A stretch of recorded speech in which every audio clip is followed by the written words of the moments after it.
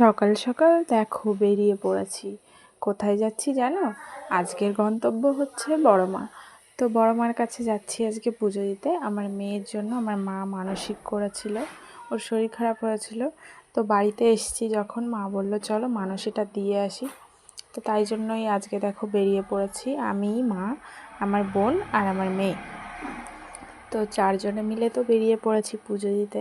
এখন দেখো ট্রেনে উঠে পড়েছি মাঝদিয়ার থেকে, নৈহাটি নেমে যাব।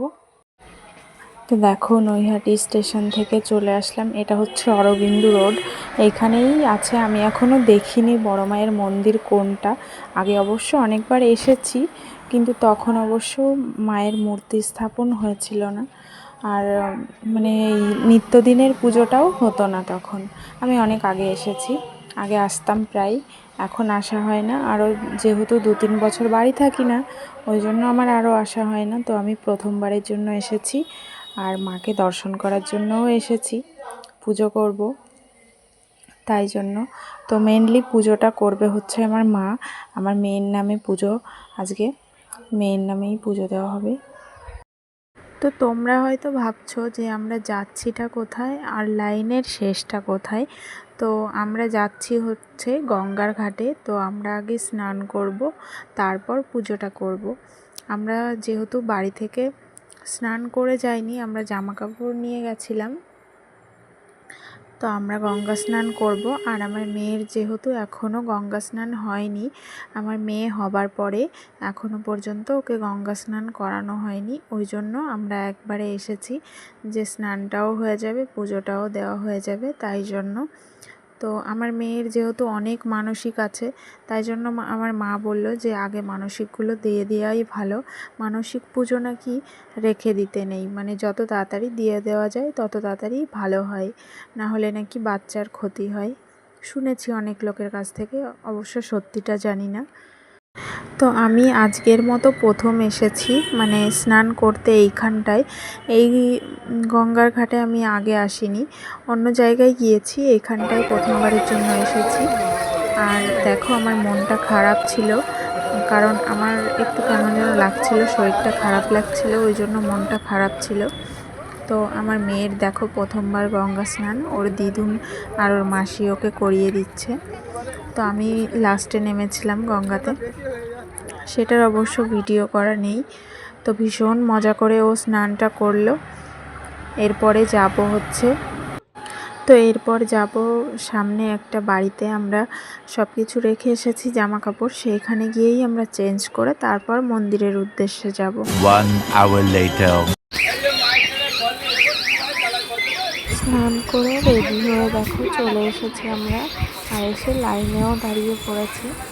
আর এইখানে এসে আমি দেখছি মানে সব জায়গায় গেলে যেমন ওই তিলক লাগিয়ে দেয়, এইখানেও দেখো বড় মা লেখা সিঁদুর লাগিয়ে দিয়েছে, মানে এখন সব জায়গায় হয়ে গেছে আর কি এটা। আর এনাদের দেখছিলাম, এনারা স্বামী স্ত্রী দণ্ডি কাটছিল, মনে হলো সন্তানের জন্য। তো যাই হোক, আমার দেখো মন্দিরের ভিতরে চলে এসেছি। এইখানের সিস্টেমটা করেছে দেখো, যেমন খাটেশ্বর মন্দিরে যেমনটা আছে ঠিক সেই রকম মানে করে দিয়েছে, রেলিংগুলো করে দিয়েছে। ওর ভিতর দিয়ে ক্রিস ক্রস করে যেতে হবে আগে পিছে করে, মানে অনেকগুলো লাইন আছে, 5টা-6টা লাইন আছে, তারপর মন্দিরের মধ্যে আর কি প্রবেশ করতে পারবে। মানে অনেকটা ঘুরে জায়গার দিকে হলে কী হবে, মানে 6টা লাইন যেতে হবে। তারপর দেখে তো বুঝতেই পারছো। কে কে খাটেশ্বর গিয়েছো অবশ্যই একটু কমেন্টে জানিও, আর কে কে বড় মায়ের মন্দিরে গিয়েছো পুজো দিতে সেটাও একটু কমেন্ট করে জানিও। আমি আজকের মতো প্রথম গেলাম, যাবো, ইচ্ছা আছে আরও যাবো, কিন্তু আজকে আমি ফার্স্ট টাইম গেলাম। আমার মায়ের বোন আগে গিয়েছে, কিন্তু আমি যেতে পারিনি, আমার অতটাও সৌভাগ্য হয়ে ওঠেনি। আমি আজকেই গেছি প্রথম। দেখো প্রণাম করে চলে এসেছি মন্দিরের মধ্যে। আর একটু ভিড় ছিল, আমি যখন বেরিয়ে চলে এসেছিলাম মন্দির থেকে তখন ভিড় ছিল না, যখন ঢুকছিলাম তখন অনেকটা ভিড় ছিল আর কি। এই দেখো মন্দিরের গেটের সামনে আরও একটা ঠাকুর ছিল, ওইখানে প্রণাম করে চলে এসেছি। এই যে যার অপেক্ষা করছিলাম, আমাদের সকলের বড় মা, ধর্ম হোক যার যার, বড় মা সবার। তো দেখো সবাই দর্শন করে নাও, আর যারা যেতে পারোনি এখনো আমার মতো, তারাও দর্শন করো, আর তোমাদের মনের আশা যাতে পূর্ণ হয় সেরকমভাবে প্রার্থনা করো, অবশ্যই আশা পূর্ণ হবে। বড় মা সবার ডাক শোনেন, তো আমার ডাকও শুনেছে, ওই জন্যই আমি গিয়েছিলাম। তো আরও যদি ডাক শোনে অবশ্যই যাব, আর দেখার জন্যও যাব। তো তারপর দেখো বেরিয়ে চলে এসেছিলাম, আরেকটা মন্দিরে গিয়েছিলাম। এটা হচ্ছে ব্রহ্মেশ্বরী না কি একটা মন্দির, আমি সঠিক মানে ভুলে গেছি আর কি। তারপর দেখো একটু গঙ্গার ঘাটে চলে এসেছিলাম, এইখানে একটু বোন বললো আমার সঙ্গে একটা ফটো তুলে দে মনার, তো সেটাই করছিলাম। তারপর একটু ফটো তোলা হয়ে গেলে আমরা চলে এসেছি দেখো বাড়িতে। 4 hours later. তো দেখো আমি এখন বিকালবেলায় চাউমিন বানাবো, আমার চাউমিন খেতে ইচ্ছা করছে ভীষণ, তাই জন্য আমি সব রকমের সবজি কেটে নিয়েছি।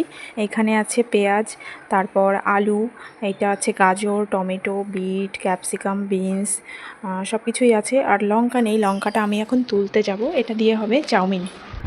তো আমি এখন যাবো লঙ্কাটা তুলতে, চলো লঙ্কা গাছ শেয়ার করি তোমাদের সঙ্গে। বাজার থেকে এই সপ্তাহে লঙ্কা কেনা হয়নি, তাই জন্য আমি এখন যাচ্ছি গাছের থেকে লঙ্কা ছিঁড়তে। তো দেখো আমার মা বাগান বানিয়ে ফেলেছে, আর এইখানে খুব সুন্দর একটা লঙ্কা হয়েছে, একটা না অনেকগুলোই হয়েছে। দেখো কি দারুণ না, দেখেই এত ভালো লাগছে। এই দেখো একদম টাটকা টাটকা গাছের লঙ্কা, ও আমার তো সেই লাগে। বেশ 4-5টা তুলে নিচ্ছি, এটা এখন দেওয়া হবে। দেখো তো লঙ্কা নিয়ে চলে এসেছি, তো আমি এখন কাজ করে নিই, তারপর তোমাদের সঙ্গে দেখা করছি।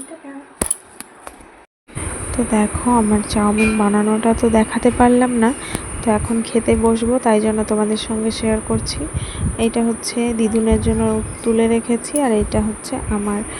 টাটা। 3 hours later. তো দেখো তারপর আর ভিডিও করা হয়নি, আর রাতের বেলায় আমাদের এইখানে রয়েছে লুচি আর ঘুগনি। তো অনেক দিন খাওয়া হয় না, মা বলল যে তাহলে লুচি ঘুগনি করা হোক, তাই জন্য মা আর বোন দেখো বানিয়ে নিয়ে এসছে। এই দেখো আমার মেয়েও খাচ্ছে, আমার মেয়েও সব কিছু খায়, রুটি, লুচি, ভাত, আমরা যেগুলো খাই সবগুলোই খাই, কিন্তু কিছুদিন শরীর খারাপ হয়েছিল তাই জন্য কিচ্ছু খেতে চাইছিল না। তো দেখো খুব সুন্দর হয়েছে, আমরা সবাই মিলে বসে পড়েছি খেতে। আমি আর আমার বোন আগে বসেছি, মা এখন বসবে। তো আজকের ভিডিওটা এইটুকুই, দেখা হবে নতুন ভিডিওতে। টাটা।